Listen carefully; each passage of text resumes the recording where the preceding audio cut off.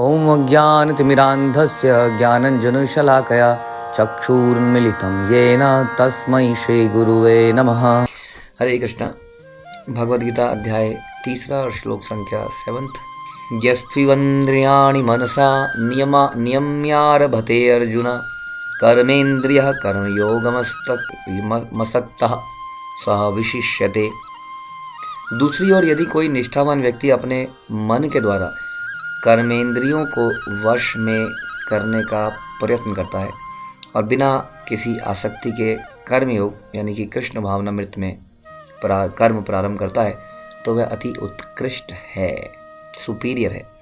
तो कल हमने सुना था कि पिछले श्लोक में हमने सुना था कि भगवान कह रहे थे कि ऐसा व्यक्ति जो ऊपरी तौर से सन्यासी, बहुत बड़ा त्यागी इत्यादि लगता है, लेकिन आंतरिक दृष्टि से उसका मन हमेशा इंद्रिय तृप्तियों के विषयों में लगा रहता है, वो व्यक्ति मिथ्याचारी है। तो हमने सुना था कि इस प्रकार से इट इज़ मोर इम्पॉर्टेंट कि हम हृदय में क्या भाव रखते हैं हमारे कर्मों से ज़्यादा।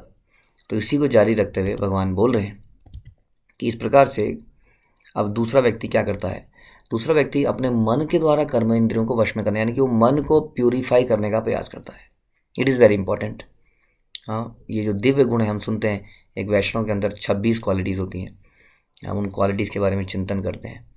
हाँ, तो ये जो क्वालिटीज़ हैं जिसमें सहनशीलता, क्षमा इत्यादि बहुत सारी ऐसी क्वालिटीज़ हैं, इनको अपने अंदर डेवलप करना बड़ा इम्पॉर्टेंट है।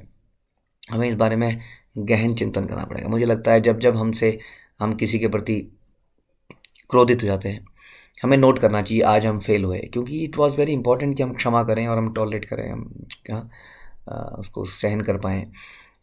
उसी तरह ऐसी इन गुणों को जब हम नहीं पूरा कर पाते हैं तब हमें मुझे लगता है बहुत चिंतन करना चाहिए, सोचना चाहिए क्या ऐसा हुआ कि मेरे से ये हो गया। जब हम हमारे मन से किसी के बारे में बुरा निकल गया, अब उस वक्त क्या करें। बाद में हमें ज़रूर चिंतन करना चाहिए क्या ऐसी घटनाएं हुई थी जिसके कारण से मैंने किसी भक्त की निंदा कर दी, किसी की भी।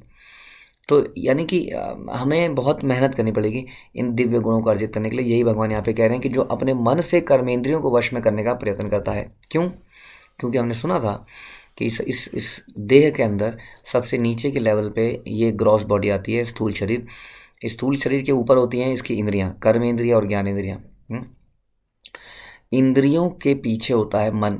मन के विचारों के अनुसार हमारी इंद्रियां कार्य करती हैं। ब्रेन क्या है? ब्रेन इज जस्ट एन, समझ लीजिए एक तरह का एक एग्जीक्यूशनल एक एंटिटी है जो इस एग्जीक्यूशन को कराती है। ब्रेन को भी एक सिग्नल की आवश्यकता है, यानी कि ब्रेन जो है ह्यूमन बॉडी के अंदर, ये एक स्टडी में भी निकला था, एक साइंटिस्ट ने स्टडी करी थी कि ब्रेन जो है इंडिपेंडेंट काम नहीं करता है। ध्यान रखिए, ब्रेन को किसी इंस्ट्रक्शन की आवश्यकता होती है कि करना क्या है, तब वो अपने, क्योंकि ब्रेन का कनेक्शन होता है अपने वेन्स के थ्रू, बाकी चीज़ों के थ्रू, नाड़ियाँ हैं क्या क्या है जो इनसे कार्य कराता है हाथ पैरों से। तो ब्रेन को एक सिग्नल की आवश्यकता होती है, सिग्नल देता है मन के अंदर किस तरह की इच्छाएं आ रही हैं। इसलिए मन को नियंत्रित करना बड़ा आवश्यक है। सारे शास्त्र ये बताते हैं मन के द्वारा इंद्रियां कंट्रोल में आ सकती हैं। तो जो व्यक्ति अपने मन के द्वारा इंद्रियों को वश में करने का प्रयास करता है वो बड़ा उत्कृष्ट है, निष्ठावान व्यक्ति, चाहे वो इसमें कई बार फेल क्यों ना हो जा रहा हो, क्योंकि मन को कंट्रोल करना बड़ा मुश्किल काम है। ये एक दिन का काम नहीं है, ये कई दिनों का काम है। हमें मिथ्याचारी तो बनना नहीं है, हमें तो प्रयास करना है। तो हम कैसे मन को कंट्रोल करते हैं, अब ये दूसरा विषय आता है। मन को कंट्रोल करने के लिए हमें बुद्धि की आवश्यकता पड़ती है, क्योंकि जो बुद्धि है वो मन से श्रेष्ठ है। तो हमारी स्थूल शरीर है, उसके ऊपर हमारी इंद्रियां हैं, इंद्रियों के ऊपर मन बैठा है और मन के ऊपर है हमारी बुद्धि। अब जो है बुद्धि का क्या करें? अगर बुद्धि ही गलत है तो मन को गलत ही कंट्रोल करेगी या डायरेक्ट करेगी, या मन इतना स्ट्रांग हो गया है कि बुद्धि की बात ही नहीं सुन रहा है। इसलिए कहते हैं कि हमारी बुद्धि क्या होनी चाहिए? हमारी बुद्धि हमारे गुरु के बुद्धि ही हमारी बुद्धि होनी चाहिए। हमारी अपनी बुद्धि क्योंकि अभी स्वच्छ नहीं है, पवित्र नहीं है, शुद्ध नहीं है, हम अपनी बुद्धि से जब सोचते हैं तो उसमें त्रुटियाँ हो जाती हैं। इसलिए हम गुरु की बुद्धि को अपनी बुद्धि मान लेते हैं। इसका मतलब जो वो कह देते हैं वो भी तो अपनी बुद्धि से ही कहते हैं, जो वो कह देते हैं उसको हम सत्य मान लेते हैं। और उसी के लिए अपने मन को फोर्स करते हैं कि आपको ये करना पड़ेगा। क्योंकि बुद्धि कर सकती है।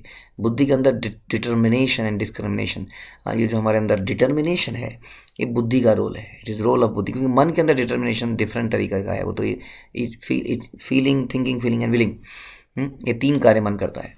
विचार करता है, हाँ, और उसके बाद उसके फीलिंग डेवलप करता है और उसको पाने का प्रयास करता है, इच्छा करता है। हाँ, तो बुद्धि जो है डिटर्मिनेशन एंड डिस्क्रिमिनेशन करती है। डिस्क्रिमिनेशन मतलब सही और गलत के अंदर, और डिटर्मिनेशन मतलब दृढ़ता, आई मस्ट डू इट। इसलिए बुद्धि, हमारी बुद्धि ना तो डिस्क्रिमिनेट कर सकती है अच्छी तरीके से, ना ही हमारी बुद्धि डिटर्मिन्ड है। तो हमें क्या करना है, हमें एक डिटर्मिनेशन अपने जीवन में पैदा करनी है। क्या? कि जैसा गुरु बोलेंगे वैसा ही करेंगे। ये डिटर्मिनेशन हमने पैदा कर ली। अब उनकी बुद्धि तो हम सही मानते ही हैं, क्योंकि उनकी बुद्धि उनके गुरु पे डिपेंडेंट है, और इस प्रकार से पूरी की पूरी श्रृंखला है भगवान पे ही डिपेंडेंट है, और भगवान की बुद्धि परफेक्ट है। इस प्रकार से हम अपनी बुद्धि से अपने मन पर नियंत्रण करेंगे, और मन से इन इंद्रियों को नियंत्रण करेंगे, और इस प्रकार कर जो व्यक्ति करेगा वो उत्कृष्ट है, वो सुपीरियर है। ऐसे व्यक्ति को निष्ठावान व्यक्ति मानिए, चाहे वो कभी कभी इस प्रयास में विफल भी क्यों ना हो जाए। कई बार भक्त लोगों से कुछ गलती हो जाती है, लेकिन वो फिर से प्रयास करते हैं अपने मन पे नियंत्रण करने का। इसलिए कहते हैं कि जो जो भक्ति के प्रोसेस में चल रहा है, अगर वो गिर भी जाता है तो भी उसको महान मानिए उस व्यक्ति से जो गिरा तो नहीं है लेकिन भक्ति में नहीं है। क्योंकि जो व्यक्ति भक्ति में नहीं है, जब वो गिरेगा तो वो दोबारा नहीं उठ पाता है। भक्त जो है उसको बाकी भक्त फिर से पकड़ के उठा देते हैं। इसलिए भक्त को हमेशा सुपीरियर, श्रेष्ठ मानना चाहिए, इसलिए उन्हीं का संग करने का प्रयास करना चाहिए। तो जो इस प्रकार से प्रयत्न करता है और बिना किसी आसक्ति के कर्मयोग करता है, दूसरा पहलू इसका है कि यदि वो मन के द्वारा इंद्रियों को कंट्रोल में करता है, तभी तो वो बिना आसक्ति के कर्मयोग करेगा। अभी हमने सुना कि गुरु के आदेश के अनुसार वो कार्य करेगा, गुरु की बुद्धि को अपनी बुद्धि मानेगा। तो जब वो कोई कार्य करेगा तो क्यों करेगा? क्योंकि ऐसा आदेश दिया गया है, क्योंकि इसमें गुरु की, कृष्ण की प्रसन्नता है। इसीलिए तो यहाँ पे लिखा गया कि बिना किसी आसक्ति के कर्मयोग करेगा। जो व्यक्ति अपनी बुद्धि अपने हिसाब से चलते हैं, उनकी बुद्धि गाइडेड होती है उनके मन के द्वारा, और हमारा मन हम जानते हैं स्वच्छ नहीं है। हमारे आचार्यों का मन तो स्वच्छ है, हमारा मन स्वच्छ नहीं है। इसलिए हम अपने मन के अनुसार जब कार्य करते हैं तो उसको आसक्ति के बिना कर्म नहीं कहा जा सकता। हम जो भी कार्य करते हैं अपनी इच्छाओं के अनुसार, अपने मत के अनुसार, चाहे वो भक्तिमय कार्य भी क्यों ना हो, वो आसक्ति रहित नहीं है, क्योंकि उसमें मुझे अपने मन और बुद्धि की आसक्ति है कि जैसा मेरा मन बोलेगा वैसा मैं करूँगा। इसलिए उसको आसक्ति रहित निकाल सकता। भगवान यहाँ पे कह रहे हैं जो इस प्रकार से कंट्रोल करता है और बिना किसी आसक्ति के कर्मयोग करता है। तो बिना किसी आसक्ति के, ध्यान रखिए, बड़ा इंपॉर्टेंट है ये वर्ड। कई बार हम देखते हैं कि कई लोग कई चीज़ों से आसक्त हो जाते हैं, भक्ति योग में भी। कई बार पर्टिकुलर चीज़ से कई लोग, जैसे एक बार मैंने बताया था कि कोई व्यक्ति कहता है कि मैं प्रभुपाद 64 माला रोज करूँगा, या मैं 192 माला रोज करना चाहता हूँ, जबकि गुरु का आदेश कुछ और था, गुरु कुछ और चाह रहे थे। तो इस प्रकार कई बार भक्ति के प्रोसेस में भी हम किसी चीज़ से आसक्त हो जाते हैं, किसी पर्टिकुलर चीज़ से। कई बार डीटी से इतने आसक्त हो जाते हैं कि बाकी चीज़ें भूल जाते हैं। कई बार जपा से हो जाते हैं। कई बार किसी सुनने से, कई लोग पूरे दिन सुनते ही रहते हैं, उनकी माला पूरी नहीं हो रही है लेकिन सुन रहे हैं 2-2 घंटा। तो इस प्रकार कई सारी आसक्तियाँ हो सकती हैं भौतिक संसार में। भौतिक संसार तो सारा ही आसक्तियों से भरा पड़ा है, वहाँ की तो बात ही क्या करें। तो इस प्रकार से आसक्ति रहित कर्मयोग कृष्ण के लिए, ध्यान रखिए, कर्मयोग का मतलब होता है ऐसा कर्म जो कृष्ण के लिए किया जाए। अब कोई किसी कार्य में यदि आसक्ति है तो कृष्ण के लिए कहाँ हुआ, है?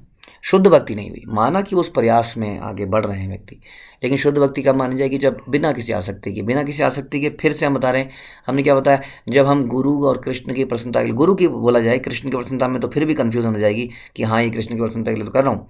जब हम गुरु की प्रसन्नता के लिए कार्य करते हैं, अपने वरिष्ठ भक्तों के आदेश के अनुसार जीवन को जीते हैं, तब हमारे कार्य शुद्ध कृष्ण भक्त में भक्ति में माने जाएंगे, कर्मयोग माने जाएंगे। क्योंकि मैंने तो ऐसा किया जैसा मुझे बताया गया। और ऐसा क्यों किया? क्योंकि गुरु को कृष्ण का रिप्रेजेंटेटिव माना जाता है। इस प्रकार बिना आसक्ति के कर्मयोग प्रारंभ करता है वह अति उत्कृष्ट है, और ऐसा व्यक्ति बहुत ही जल्दी धर्मात्मा बन जाता है, भले ही उन पहले नहीं करता हो इस तरह काम, या भले ही वो बीच में कभी इस पद से गिर भी जाए, लेकिन यदि वो इसको जारी रखेगा तो बहुत ही जल्दी क्षिप्रम भवति धर्मात्मा शाश्वत शांतिम निगच्छति। प्रभुपाद कहते हैं कि लंपट जीवन और इंद्रिय सुख के लिए छद्म योगी का मिथ्या वेश धारण करने की अपेक्षा अपने कर्म में लगे रहकर जीवन के लक्ष्य को प्राप्त करना श्रेयस्कर है। यानी कि ढोंगी बनने से अच्छा है, कि ढोंगी सन्यासी बनने से अच्छा है हम कुछ कार्य करें। हाँ, कौन से कार्य करें? वो यहाँ लिखा है कि जीवन का लक्ष्य क्या है? जो भवबंधन से मुक्त होकर भगवत धाम को जाना है। ध्यान रखिए, इसलिए कर्म ही पूजा है, कहना उचित नहीं होगा। ऐसा कर्म जो भवबंधन से मुक्त होकर भगवत धाम को ले जाए, जो भगवान की भक्ति पैदा करे, ऐसा कर्म पूजा है, क्योंकि वही कर्म योग है। प्रमुख स्वार्थ गति तो भगवान विष्णु के पास जाना है। संपूर्ण वर्णाश्रम धर्म का उद्देश्य इसी जीवन लक्ष्य की प्राप्ति है, कि कैसे हम भगवान को प्राप्त कर सकें, उनकी सेवा प्राप्त कर सकें। एक गृहस्थ भी कृष्ण भावनामृत में नियमित रह सेवा करके इस लक्ष्य तक पहुंच सकता है। नियमित सेवा करनी पड़ेगी। नियमित सेवा समझते हैं, रेगुलर, अनइंटरप्टेड। अनमोटिवेटेड तो हमने सुना, बिना किसी आसक्ति के। अनइंटरप्टेड, बिना किसी रुकावट के। उसमें कोई रुकावट नहीं आती है। उसके जीवन में कई सारे उतार चढ़ाव आते रहते हैं, अच्छे बुरे दिन आते रहते हैं, लेकिन उसकी सेवा में नियमितता बनी रहती है। तो ऐसा करके वो लक्ष्य तक पहुंच सकता है। आत्म साक्षात्कार के लिए मनुष्य शास्त्र अनुमोदित संयमित जीवन बिता सकता है। यानी कि गृहस्थ जीवन में भी संयमित जीवन का मतलब क्या होता है? कि ऐसा नहीं है कि इट इज़ लाइक कि आपको खाना नहीं है, बिल्कुल सब कुछ बंद कर देना है, आँखों से देखना बंद कर देना है। मतलब संयमित का मतलब हो गया, यदि खाना है तो कुछ नियम बनाए, इस प्रकार से खाइए। यदि देखना है तो इस प्रकार से देखिए। सुनना है, म्यूज़िक सुनना है तो इस प्रकार से सुनिए।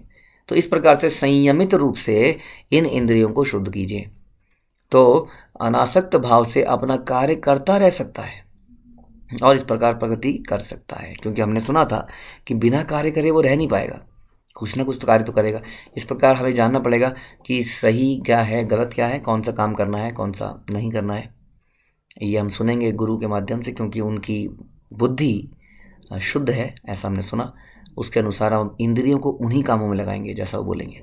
तो अपने आप इंद्रियां वश में आ गई, हमारा मन धीरे धीरे स्वच्छ होने लगा और भगवान कह रहे हैं ऐसा व्यक्ति श्रेष्ठ है। ठीक है, तो इस सब का हम प्रयास करेंगे। श्रील प्रभुपाद की जय, भगवद गीता की जय।